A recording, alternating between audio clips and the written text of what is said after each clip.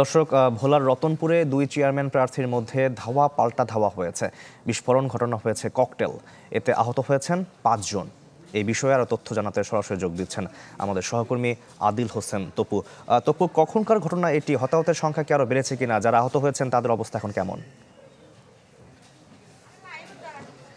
শাকিল, রাতভর উৎকণ্ঠ এবং আতঙ্কের মধ্যে দিয়ে ভোট গ্রহণ শুরু হলো। সকালবেলা একদিকে যেরকম আকাশ পরিষ্কার আকাশ ছিল, রৌদ্রোজ্জ্বল আবহাওয়া, ঠিক ভোট কেন্দ্রের অবস্থাটাও ছিল সেরকম। মানুষের যেই শঙ্কা ছিল সেই শঙ্কা কেটে গেছে এবং সকাল থেকে একটি ভালো ভোট সুষ্ঠু শান্তিপূর্ণভাবে শুরু হয়েছে। তবে বেলা গড়ার সাথে সাথে বেশ কিছু কেন্দ্রে কিন্তু উৎকণ্ঠ বেড়েছে। আমরা যেই কেন্দ্রটি আছে এটি হচ্ছে ভোলা সদর উপজেলার শিবপুর রতনপুর মাধ্যমিক বিদ্যালয়। ঠিক 1 ঘন্টা আগে এই কেন্দ্রটির বাহিরে আসলে দুই পক্ষ, চেয়ারম্যান প্রার্থী দুই পক্ষ, আনারস এবং মোটরসাইকেল সমর্থকদের মধ্যে একরকম ধাওয়া পাল্টা দেওয়া, অন্যদিকে ককটেল বিস্ফোরণের ঘটনা ঘটে এবং এই ঘটনায় প্রায় 5 জনের মতো আহত হয়েছে বলে আমরা জানতে পেরেছি। এবং তাৎক্ষণিক স্থানীয় প্রশাসনের পক্ষ থেকে পুলিশ, কোস্টগার্ড, বিজিবি, র্যাব তারা তাৎক্ষণিকভাবে এসে এই কেন্দ্রটি যারা বাহিরে এই ধরনের উচ্ছৃঙ্খল করছে তাদেরকে সরিয়ে দিয়েছেন। এবং কেন্দ্রের ভিতরে কিন্তু অবস্থান খুবই ভালো। এই কেন্দ্রে প্রায় 38,000 মতো ভোটার রয়েছে, তার মধ্যে এখন পর্যন্ত প্রায় 12% মতো ভোট কাস্ট হয়েছে বলে আমাদেরকে জানিয়েছে। আপনাদের জানিয়ে রাখি যে এই কেন্দ্রটি যে প্রার্থী আছেন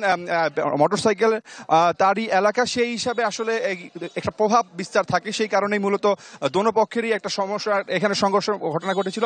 পুলিশ এখানে কিন্তু তাৎক্ষণিক মোতায়েন আছেন এবং যারা আছেন বহিরাগত তাদেরকে সরিয়ে দিচ্ছেন এবং কেন্দ্রটিতে যেন কোনো ধরনের সমস্যা না হয়, কেউ যেন কেন্দ্রে কোনো ধরনের প্রভাব বিস্তার না করতে পারে সেই জন্য তারা কিন্তু তাৎক্ষণিকভাবে আছেন। আমরা জেলা রিটার্নিং কর্মকর্তার সাথে কথা বলেছিলাম, তারা বলেছেন যে এই ঘটনার পরবর্তীতে তারা কিন্তু বাইরে অবস্থান নিয়েছে, বাইরে তাদের প্রশাসনের লোকজন অবস্থান নিয়েছেন যেন কেউ এই ভোটকে প্রভাবিত করতে না পারে, ভোটকে কেউ যেন প্রশ্নবিদ্ধ করতে না পারে। আমরা কেন্দ্রের ভিতরে যদি দেখাই যে এই মুহূর্তে কিন্তু মোটামুটি দেখা যাচ্ছে যে মোটামুটি কেন্দ্র বলা যায় যে ফাঁকাই রয়েছে। সকাল থেকে কিন্তু প্রচুর ভিড় ছিল এই কেন্দ্রটিতে, মহিলাদের উপস্থিতি সবচেয়ে বেশি ছিল।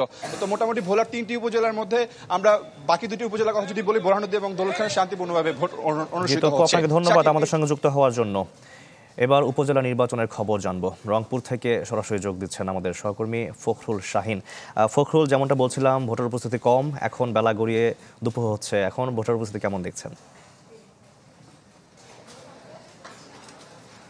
শাকিল, প্রথমে জানিয়ে দিই সেটি হচ্ছে যে আমি রংপুরের পীরগঞ্জ উপজেলার পত্নীচড়া উচ্চ বিদ্যালয় কেন্দ্রে আছি এবং আমার পিছনে আপনি দেখতে পাচ্ছেন যে মোটামুটি উপস্থিতি আছে ভোটারদের।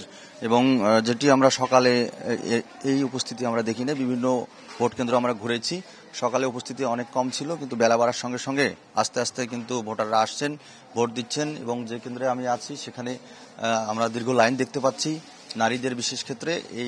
তারা কিন্তু একের পর এক ভোট দিচ্ছেন এবং তাদের সঙ্গে আমরা কথা বলেছি, যারা ভোট দিয়েছেন তারা বলছেন যে পরিবেশ অনেক শান্ত এবং তারা সুষ্ঠুভাবেই এখানে এসে ভোট দিতে পারছেন, কোনো প্রকার অভিযোগ তাদের নেই।